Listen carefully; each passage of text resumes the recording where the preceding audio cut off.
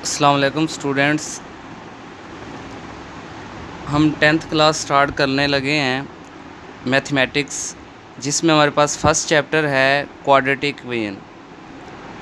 Tenth class में जो chapter हैं वो सीक्वेंस के साथ चलते हैं, नाइन्थ क्लास से काफ़ी डिफरेंट है। टेंथ क्लास में ये क्वाड्रेटिक इक्वेशन जो है इसका मैक्सिमम यूज़ है, कोई चैप्टर भी ऐसा नहीं है जिसमें इसका यूज़ ना हो। तो फर्स्ट ऑफ़ ऑल अगर हम चैप्टर स्टार्ट करें तो चैप्टर के स्टार्ट में ही पेज नंबर 2 के ऊपर इसकी डेफिनेशन दी गई है कि क्वाड्रेटिक इक्वेशन होती क्या है। तो हम first of all quadratic equation को डिफ़ाइन करते हैं। तो अगर हम टेक्स्ट बुक को देखें तो क्वाड्रेटिक इक्वेशन की डेफिनेशन लिखी हुई है स्टार्ट में, quadratic equation an equation which contains the square of unknown, unknown means variable quantity but no higher power is called quadratic equation और an equation of second degree. अब इसको second degree भी कह सकते हैं, जिसमें हमारे पास वेरिएबल की मैक्सिमम पावर जो है वो 2 होती है। A second degree equation in variable x of the form. अब ये सेकेंड डिग्री की जो इक्वेशन है इसमें आप वेरिएबल एक्स ले रहे हैं, वाई भी ले सकते हैं, जी भी ले सकते हैं, कोई भी वेरिएबल यूज़ कर सकते हैं। अगर हम एक्स वेरिएबल यूज़ करें तो क्वाड्रेटिक इक्वेशन क्या होती है, a x square plus b x plus c is equal to zero, where a is not equal to zero and a b c are real numbers. इसका मतलब क्या है? इसका मतलब ये है कि क्वाड्रेटिक इक्वेशन की डेफिनेशन ये है कि जिसमें हमारे पास वेरिएबल की मैक्सिमम पावर 2 हो, वो इक्वेशन क्वाड्रेटिक इक्वेशन कहलाती है।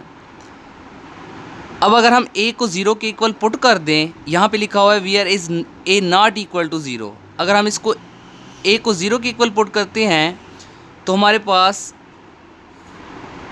Zero multiplied by x square plus b x plus c is equal to zero.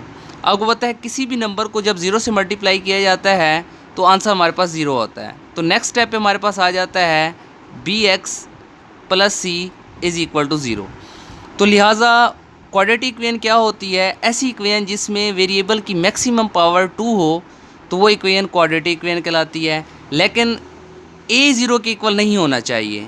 अब स्टैंडर्ड फॉर्म में देखें, अगर ए को हम ज़ीरो के इक्वल पुट करते हैं तो एक्स स्क्वायर वाला जो फैक्टर है वो कैंसिल हो जाता है, तो हमारे पास बी एक्स प्लस सी आ जाता है। लिहाजा क्वाड्रेटिक इक्वेशन कन्वर्ट हो जाती है लीनियर इक्वेशन के अंदर। लीनियर इक्वेशन क्या होती है, an equation in which the maximum power of variable is one is known as linear equation. तो यहाँ पे एक्स की जो पावर है वो 1 है, लिहाजा क्वाड्रेटिक इक्वेशन कन्वर्ट हो जाती है लीनियर इक्वेशन में जब हम ए की वैल्यू 0 पुट करते हैं। तो इसकी एग्जांपल आपको इस बॉक्स के अंदर बताई गई है कि जिसमें लिखा हुआ है if a is equal to zero in a x square plus b x plus c is equal to zero then it reduce a linear equation b x plus c is equal to zero. Exercise 1.1 को solve करने के लिए हमें 2 से 3 steps जो हैं वो याद रखने हैं बस। फर्स्ट स्टेप ये है कि a x square plus b x plus c is equal to zero is called the general और standard form of quadratic equation.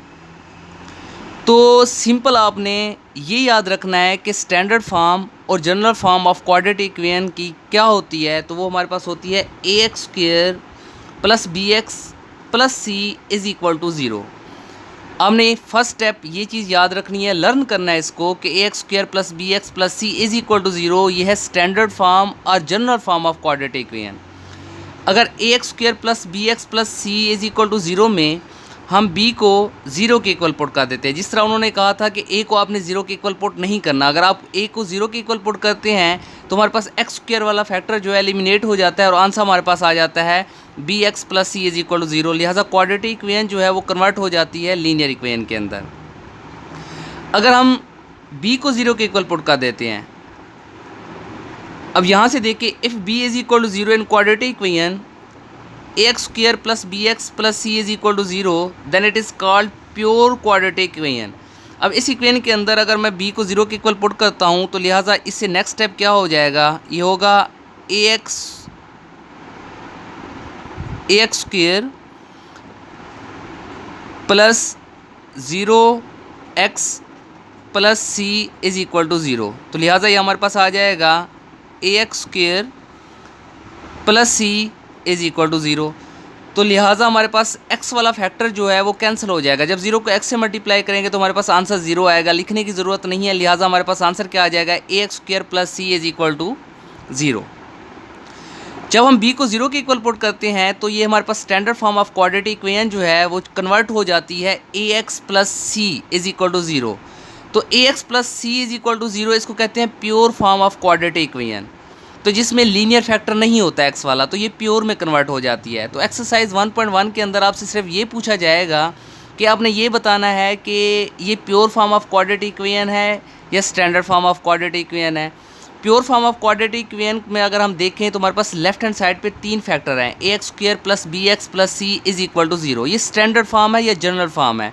अगर हम इसकी एग्जांपल देखें तो इसकी एग्जांपल हो सकती है x square minus 7x plus 6 is equal to zero. तो लेफ्ट हैंड साइड पे हमारे पास तीन फैक्टर हैं और राइट हैंड साइड पे ज़ीरो है।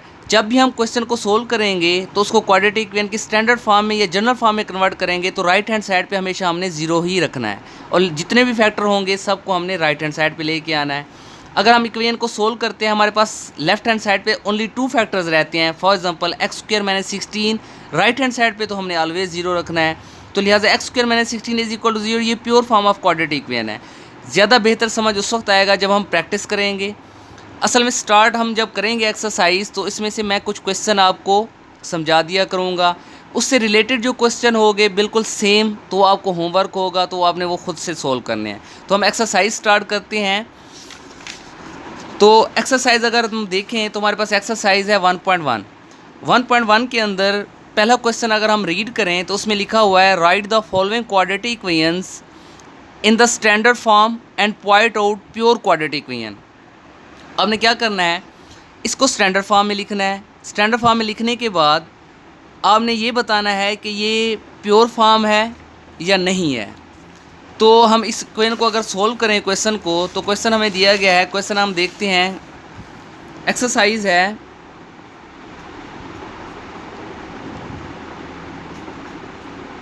1.1। तो हमें क्वेश्चन दिया गया है क्वेश्चन 1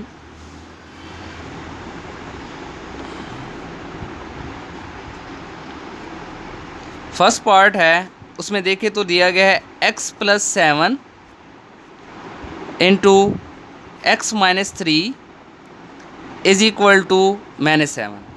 अब क्वेश्चन को सोल्व करने से पहले मैंने चैप्टर स्टार्ट करते वक्त ही आपको बताया था कि आपको सिर्फ दो चीज़ें लर्न करनी है, एक standard form of quadratic equation और दूसरी pure form of quadratic equation. Standard form of quadratic equation की बात करें तो हमारे पास क्या होता है, स्टैंडर्ड फॉर्म होती है a x square plus b x plus c is equal to zero. अगर हम pure form of quadratic equation की बात करें तो उसमें दो फैक्टर होते हैं। फर्स्ट फैक्टर हमारे पास होता है a x square plus c is equal to zero.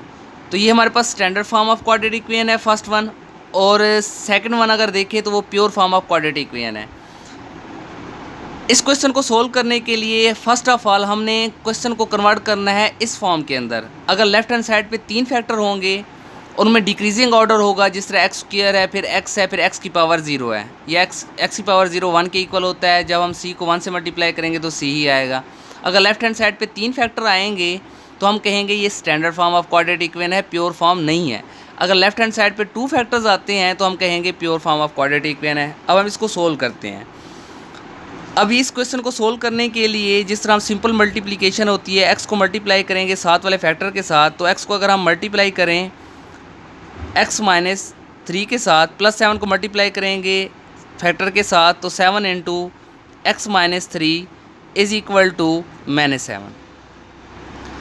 X को जब एक्स से मल्टीप्लाई करते हैं, अगर हमारे पास वेरिएबल सेम हो, बेस एक जैसी हो, तो पावर्स ऐड हो जाती हैं। एक्स की पावर भी 1 है, इसकी पावर भी 1 है, इससे मल्टीप्लाई करेंगे तो 1 + 1 हमारे पास 2 हो जाएगा। एक्स को 3 से मल्टीप्लाई करेंगे तो यहाँ से हमारे पास -3x आएगा। अब इसी तरह +7 को जब हम एक्स से मल्टीप्लाई करेंगे तो हमारे पास +7x आएगा। +7 को -3 से मल्टीप्लाई करेंगे तो -21 आ जाएगा। अब ये -7 है तो हम इसको लेफ्ट हैंड साइड पे लेके आते हैं तो ये +7 हो जाएगा और इस साइड पे राइट हैंड साइड पे ज़ीरो आ जाएगा।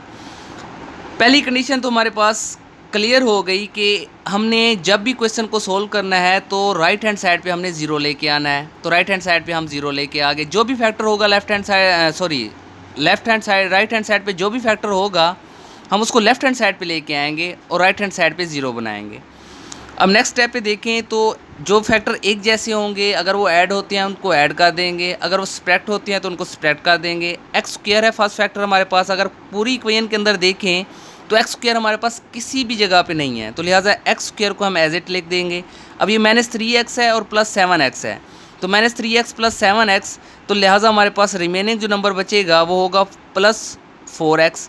अब ये -21 है +7 है, तो लिहाजा हमारे पास -14 आ जाएगा। ये सिंपल एडिशन और सब्ट्रैक्शन ऑफ नंबर्स है, ये आप खूब जानते हैं। ये हो जाएगा 0 के इक्वल। अब इसमें देखें तो हमारे पास लेफ्ट हैंड साइड पे कितने फैक्टर्स हैं, 1, 2 एंड 3। अब फर्स्ट फैक्टर की देखें पावर एक्स स्क्वायर है, सेकंड पावर फैक्टर की पावर देखें तो x है और थर्ड फैक्टर की पावर देखें तो 0 है, लिहाजा ये डिक्रीजिंग ऑर्डर है। और ये लेफ्ट हैंड साइड पे अगर यहाँ पे देखें तो 3 फैक्टर्स हैं और राइट हैंड साइड पे 0 है, इधर भी 3 फैक्टर है, राइट हैंड साइड पे 0 है, तो लिहाजा ये हमारे पास it is standard form of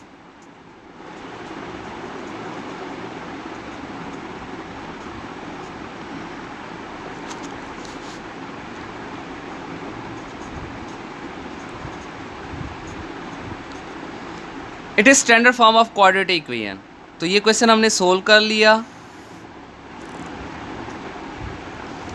आपको इस एक्सरसाइज को लर्न करने के लिए 2 चीज़ों से फेमिलियर होना लाजमी है।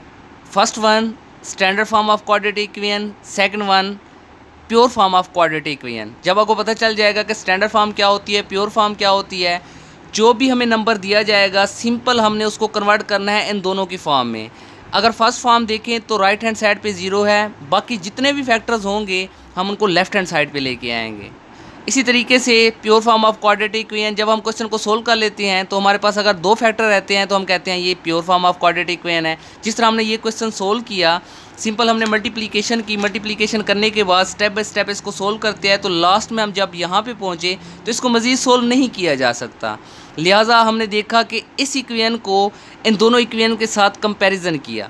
अब इस इक्वेशन को मैं फर्स्ट इक्वेशन के साथ जब मैंने कंपेयर किया तो मैंने देखा इसमें भी एक्स स्क्वायर पावर है, इधर भी एक्स स्क्वायर पावर है, यहाँ पे कोफिशिएंट a है, यहाँ पे कोफिशिएंट 1 है, यहाँ पे x है तो यहाँ पे पावर x है, यहाँ पे कोफिशिएंट b है तो यहाँ पे कोफिशिएंट 4 है, यहाँ पे c कांस्टेंट है तो यहाँ पे कांस्टेंट -14 है। तो इसमें भी 3 फैक्टर हैं, फर्स्ट वन में भी 3 फैक्टर्स है, राइट हैंड साइड पे 0 है इधर भी और इधर भी राइट हैंड साइड पे 0 है। तो ये जो इक्वेशन है इससे कंपेयर करने से पता चलता है कि ये standard form of quadratic equation है। अगर 2 फैक्टर यहाँ पे हमारे पास आते तो हम कहते हैं ये pure form of quadratic equation है। तो इसी तरीके से ये क्वेश्चन नंबर 1 जो है हम सोल्व करेंगे। सिंपल आपने सिर्फ 2 चीज़ें याद रखनी है, number 1 standard form of quadratic equation और number 2 pure form of quadratic equation.